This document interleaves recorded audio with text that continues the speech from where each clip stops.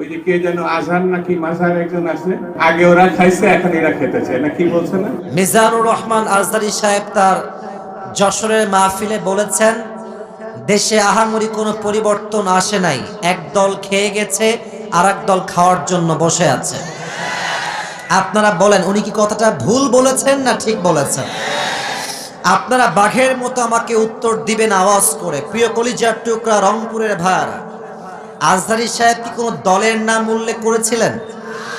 এই যে আস্তে কথা বললেন, কোন দলের নাম বলেছেন? কোন ব্যক্তির নাম মেনশন করেছেন? উনি জাস্ট বলেছেন একদল খেয়ে গেছে আর একদল খাওয়ার জন্য বসে আছে, এতেই কিছু লোকের গায়ে আগুন ধরে গেছে। আমরা কোনো দলের নাম উল্লেখ করি না। আচ্ছা, মনে করেন যে আজহারী সাহেব কোন দলের নাম উল্লেখ করেই ফেলেছেন, কোন দলের নাম এক্স্যাক্টলি মেনশন করেছেন, তো আমাদের কি জনগণ হিসেবে বাক স্বাধীনতা নেই? বলেন সবাই, আছে না নাই? যদি আমাদের বাক স্বাধীনতা কেউ কাটতে চায়, তাদেরকে আওয়ামী লীগের ইতিহাস মনে রাখতে হবে যুবক ভাইরা আমার। তো আমি দেখলাম একজন নেতা, তার নামটা আমি জাস্ট বলেই ফেলছি, ছোট্ট নাম বলছি, দুদু সাহেব। উনি বললেন কোথাকার কোন আজহারি মাঝহারি মিয়া, আজহারি কি মাঝহারি? এটা কি আপনাদের সস্তা মনে হয়? আজহারি এটা হচ্ছে বাংলাদেশের ব্র্যান্ডের নাম যুবক ভাইরা আমার। আচ্ছা আপনি বলেন, এই যে একজন নেতা, দলের নেতা একজন আলেমকে বলছে আজহারি মাঝহারি কোথাকার কে, এটাই প্রমাণ যে সে মানুষটা শিক্ষিত হতে পারে না। একজন শিক্ষিত মানুষ আলেমকে কথা বলবে পরিপূর্ণ শ্রদ্ধার সাথে, সম্মানের সাথে রংপুরের ভাইরা আমার। আচ্ছা আপনি আমাকে বুঝায় বলেন, মনে করেন যে আজহারী সাহেব কোনো একটা কথা ভুলই বলেছেন, আমরা কারো অন্ধভক্ত নই, আমরা অন্ধভক্ত নই, ভুল হলে ভুল, ঠিক আছে, আপনি দ্বিমত পোষণ করবেন, এটার তো একটা আদব আছে, এটা সম্মান আছে। আপনি বলবেন যে আমাদের সকলের প্রিয় মিজানুর রহমান আজহারী সাহেব কথা বলেছেন, আমার মনে হয় ব্যাপারটা এরকম না হয়, এরকম হলে আরো ভালো হতো, আপনি রেসপেক্ট দিয়ে বলেন। আপনি যখন আজহারীকে মাঝহারি বলে গালি দেন, কলিজার টুকরা যুবকদের রক্তক্ষরণ শুরু হয়ে যায় যুবক ভাই। তবে হ্যাঁ, একজন বললেন যে আজহারী সাহেবকে, আসেন আপনি রাজনীতিতে নাম লেখা, আপনি রাজনীতি করেন, আপনি ওই দলে যান সেই দলে যান, যশোরের মাহফিল আপনার ইউটিউবে আজকে সার্চ দিবেন, জুম করবেন যশোরের মাহফিলটা, ড্রোন ফুটেজ বা পেছনের ফুটেজ দেখবেন, যত মাহফিলে অডিয়েন্স এসেছে 95 ভাগ যুবক ভাইরা সেই মাহফিলে এসেছিল। তো সবাই কি জামাত ইসলাম? তারা সবাই কি শিবির নাকি? তারা মিয়া, ঘোল খাওয়াই লাভ নাই, এসব ঘোল আর বাংলার মানুষ খাবে না যুবক ভাই। জামাত ইসলাম নয়, বিএনপির লোকরা আজহারীকে কলিজা থেকে ভালোবাসে যুবক ভাইরা। ওই যে যশোরের মাহফিল, আওয়ামী লীগও ছিল, বিএনপিও ছিল, যুবকও ছিল, মায়েরাও ছিল, বোনেরাও ছিল। অতএব আমাদের ভালোবাসা দলের জন্য নয়, জামাতের জন্য নয়, কোন ব্যক্তির জন্য নয়, আমাদের ভালোবাসা একমাত্র কোরআনের ভালোবাসা, একমাত্র আল্লাহর জন্য ভালোবাসা এটা।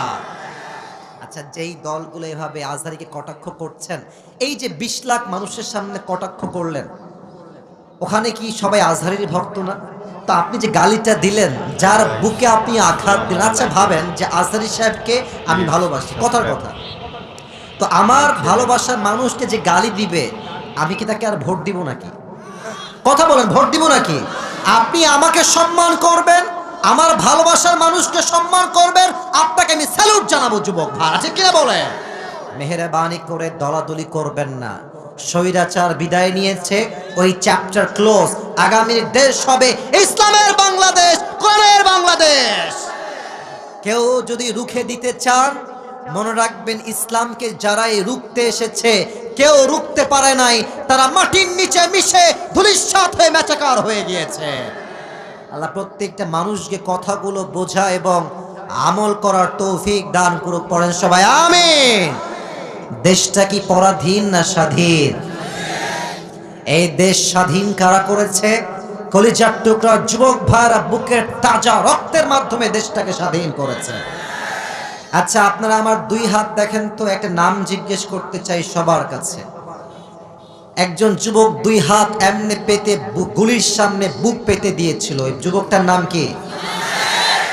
বাসা কোন বিভাগে? রংপুর বিভাগে বাসা।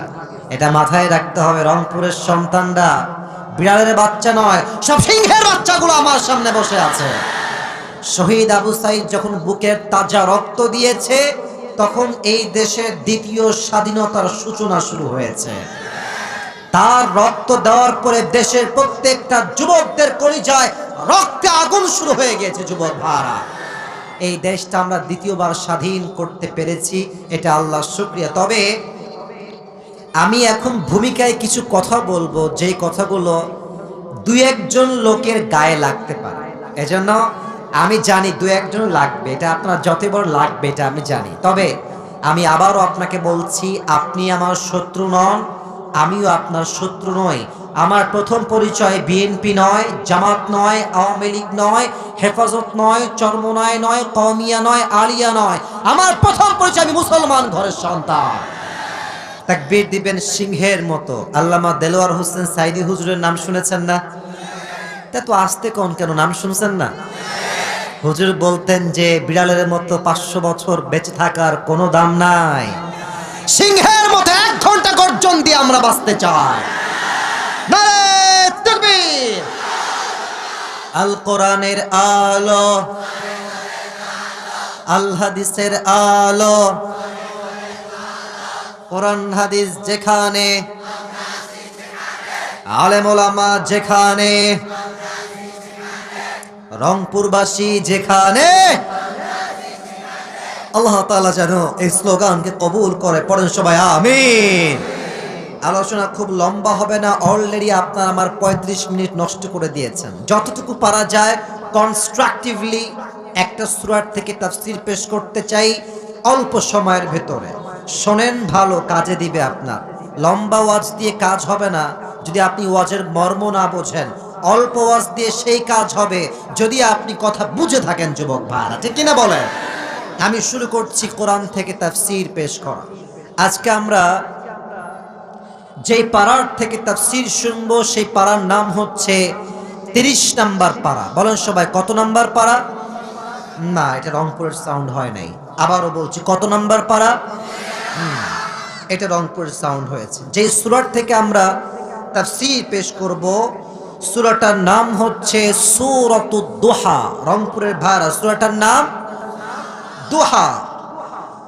কোরআনুল কারীমের সূরা সংখ্যা অনুযায়ী এই সূরার নাম্বার হচ্ছে 93, 93তম সূরা। বলেন সবাই, কত নাম্বার সূরা?